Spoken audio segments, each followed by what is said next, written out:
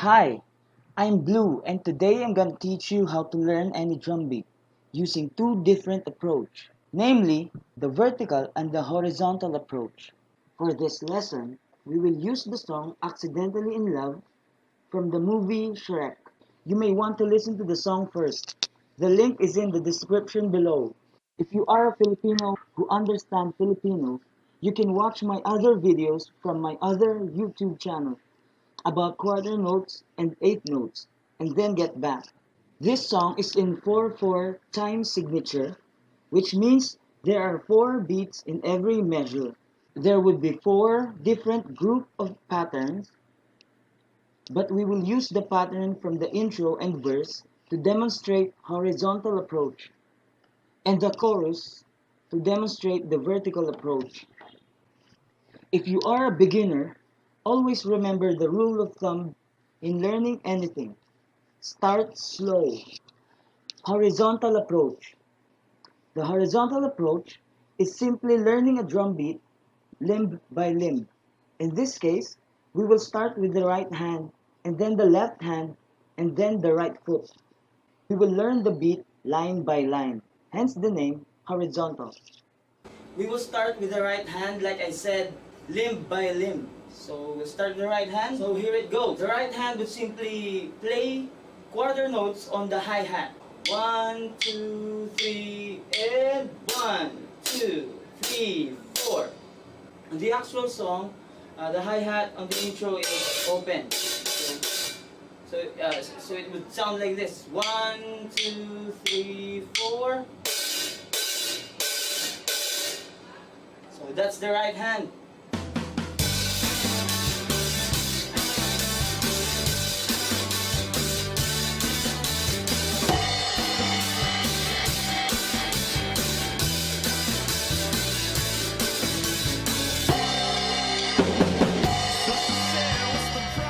Again, we just add the bass drum and the crash cymbal for the sake of demonstration. So here it goes. 1, 2, 3.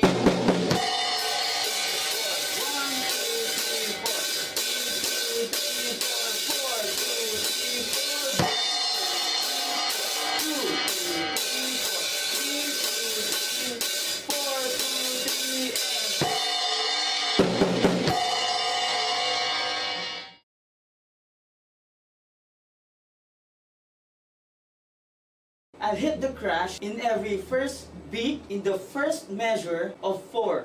1, 2, 3, and 1, 2, 3, 4, 2, 2, 3, 4,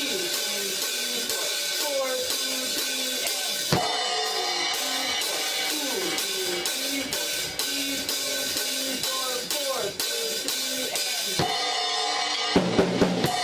1. Now for the second line in this horizontal thing, the left hand plays the snare drum, which goes like this. 1, 2, 3, and 1, 3, 1, 3, 1, 3, 1, 3.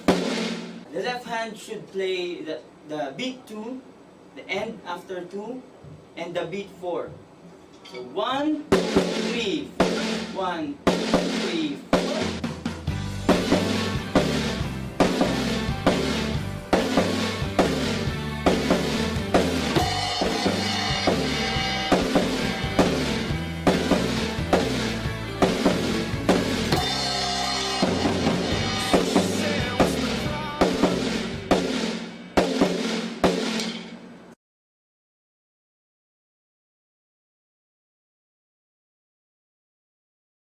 At this point, you can choose to proceed to the next limb or the next line, which is the bass drum or the right foot. Or you can choose to play the first 2 lines together, which is the right hand and the left hand. Let's play the right hand and the left hand together.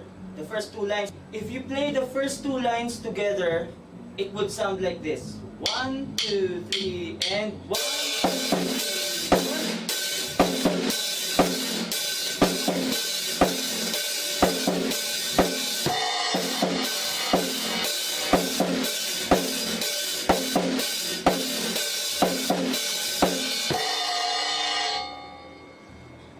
Slower.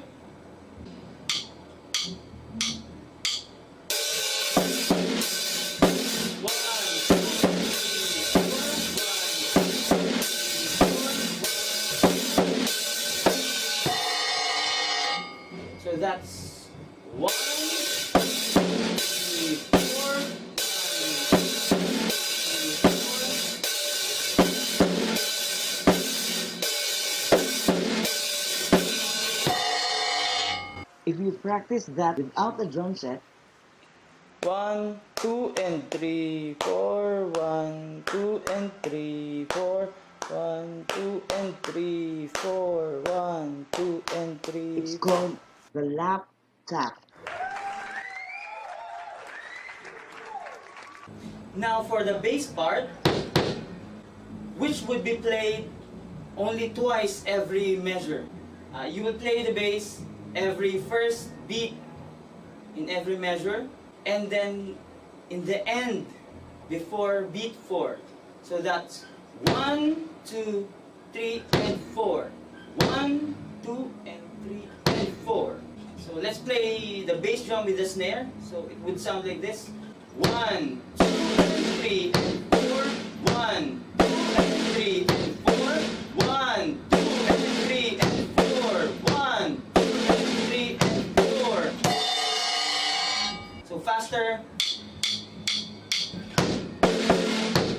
1, 2, 3, and 4. 1, 2, and 4. 1, 2, and 4.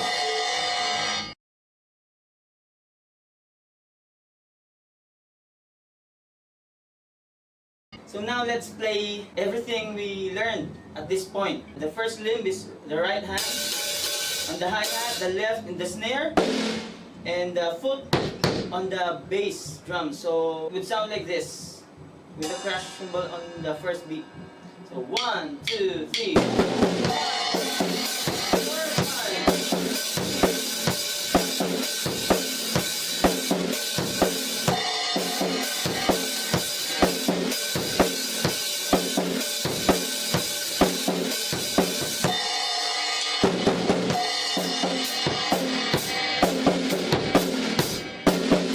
The drum fill before the verse, after the intro, is just the end for end.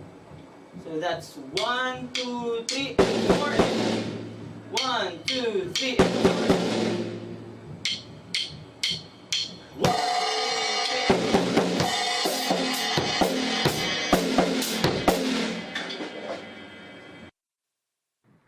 In the chorus part, let's use the vertical approach. You can use any approach in any situation. It depends on what works best for you. The vertical approach is simply looking at what is happening in every beat, or what goes together in every beat, hence the name vertical.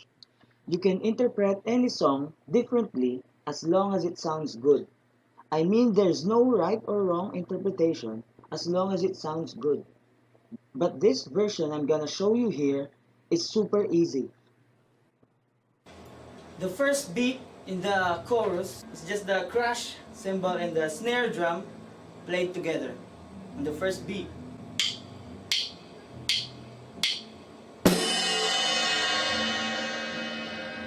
The next thing you'll play is the bass drum played with a hi-hat on the end and 2 after the first beat. So that's 1 and 2. 1 and 2. And you'll play that again.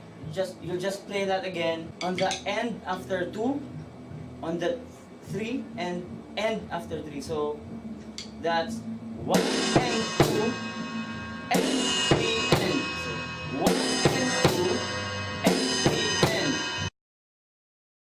1 and 2 and 3 and so 1 and 2 and 3 and 1 and 2 and 3.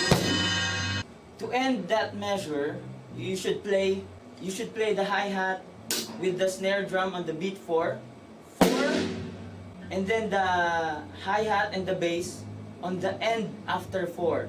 So that's 4 and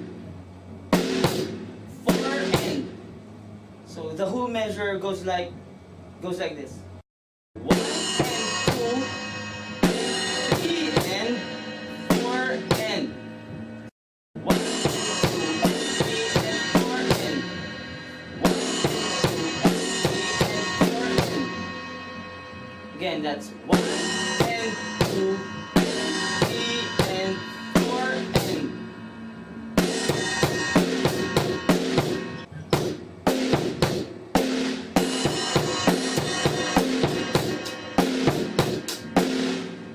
The measure that follows starts with the bass drum played with the hi-hat on beat 1, then the hi-hat alone in the end of beat 1, then the hi-hat with the snare on the second beat, then the hi-hat and bass on the end and 3, then the hi-hat alone in the end after that, then the hi-hat and snare on the 4, and then hi-hat alone in the end after beat 4.